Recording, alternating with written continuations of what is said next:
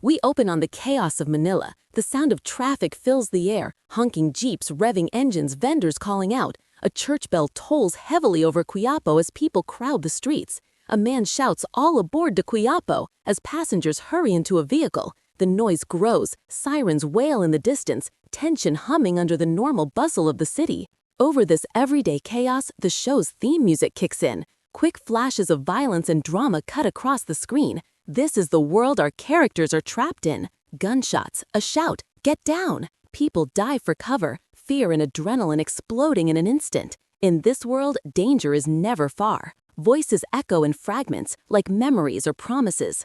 We'll do everything we can to get those drugs. We need to stop them. "Raul, Madonna, you betrayed me once. Can I trust you again?" "Pa, I need to do something. I'll go to the hospital and save Papa."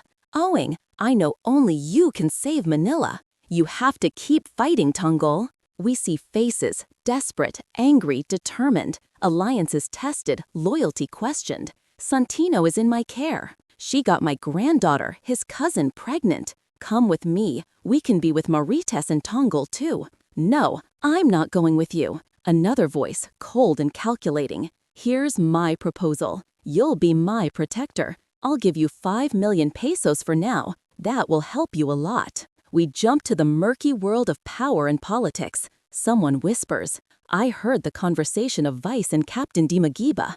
I received a report that you have 2 Chinese nationals in your custody. We can have it erased from records and process it through a backdoor deal." The lines are repeated in our minds as the scene hints at corruption tightening its grip. I didn't understand it clearly, but it seems that Mayor wants to have the Chinese nationals released.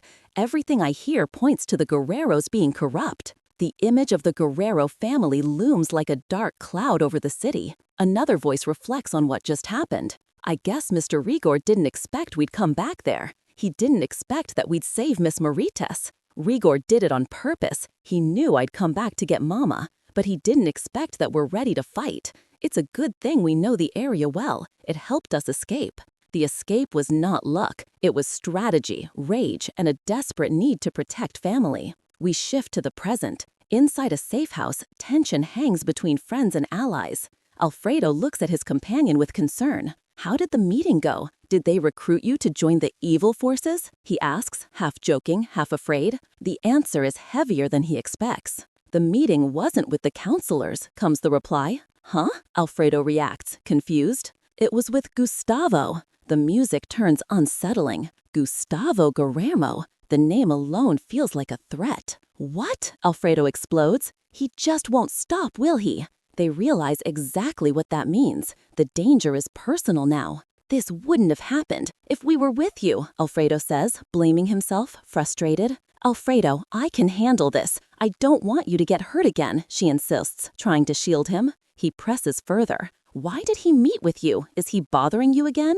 Calm but shaken, she answers. "He said that Santino is with him, and he got his cousin pregnant. He was blaming me that Santino didn't know his real identity. He asked me to come with him to fix all this mess." Alfredo reacts immediately. "Geez, things will get messier if you go with him." She's firm. "I don't have plans to go with him. I'm just worried about Santino being with the Guerreros." The worry is real. The Guerreros are powerful, ruthless, and manipulative. Santino is in enemy territory. Morose music begins to play. We move to another part of the story, a quieter, more emotional conflict. A humble home. An elderly man sits, deep in thought, his face marked by regret. His grandson arrives. "Grandpa," the young man calls out gently. The old man looks up, still heavy with emotion. "Grandpa, how are you? Are you okay? Is something wrong?" the grandson asks, sensing something is off. The old man finally speaks. "I went to see your grandma Matilda. I wanted to talk to her and patch things up, but I think it's not the right time yet." The grandson sits, curious and concerned. "Grandpa, what really happened? Was she Grandma Pilar's rival?" The old man looks down, haunted by the past. "Matilda and I had a complicated past," he admits. "If there's someone who was wrong or had a shortcoming, it was me and not Matilda." He pauses, struggling with his own guilt. But even so, Matilda was the only one. He trails off, unable to finish, swallowed by memories. The music grows heavier, sadder. But even so, he continues, I'm still hoping that I'll be forgiven for all the mistakes I made. The grandson softens, moved by his grandfather's honesty. Grandpa, you know how Grandma Tending is, right? She's firm with her decisions. But Grandpa, if you want, I can talk to her so you two can patch things up. The grandfather gently shakes his head. No need, grandson, it's fine. I must also take responsibility. This is my problem, so I'll fix this. I just want you two to be okay. I want everyone to be in peace. The loneliness in his voice tells us how much this weighs on him. Family conflict here isn't just drama. It's decades of love, regret, and unresolved wounds. The music continues, carrying us into the next scene. We move to a simple dining area where Tanggol, his parents, and the men he rescued gather around a modest meal. The atmosphere is lighter, but still shadowed by everything they've gone through. Papa, Ma, let's eat, Tanggol says. Okay, thank you, someone replies. They all sit. Maritas looks at the two elder men, Ramon and Don Julio, former men of power, now forced into hiding. Ramon, Don Julio, do you eat this kind of food? She asks, a bit shy, aware of their old wealthy status. We have no choice. We have to eat, Ramon says, half joking, half resigned. Julio adds, the food here is better than in prison anyway. The food in prison tastes like food for the pigs.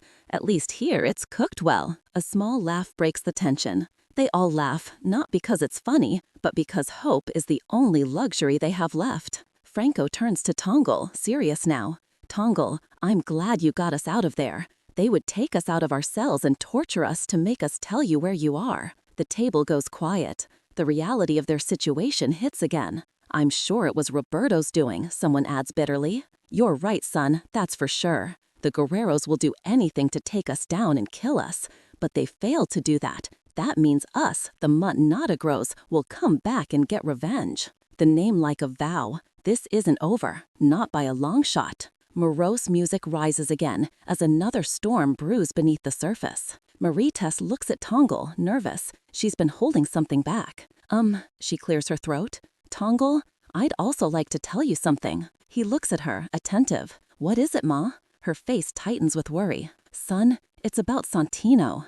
Tanggol instantly becomes alert. What about him? He's with the Guerreros, she says. Tanggol is stunned. Why is he there? She hesitates, then tells him the truth. He got the daughter of the Guerreros pregnant, and to make things worse, they're cousins. Tanggol is confused, the family tree suddenly turning into a trap. How did we become cousins, he asks. Maritas explains, reminding him of a truth he already knows but never fully felt the weight of. Ma, Tanggol says, processing everything. If Santino is with the Guerreros, I'm sure they'll do something bad to him.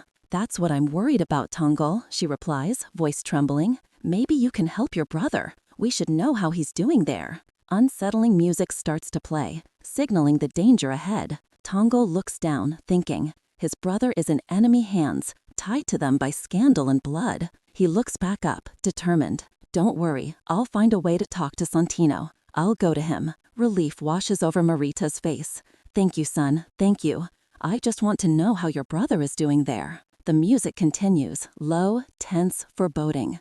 Because in this world, every step toward family is a step closer to danger.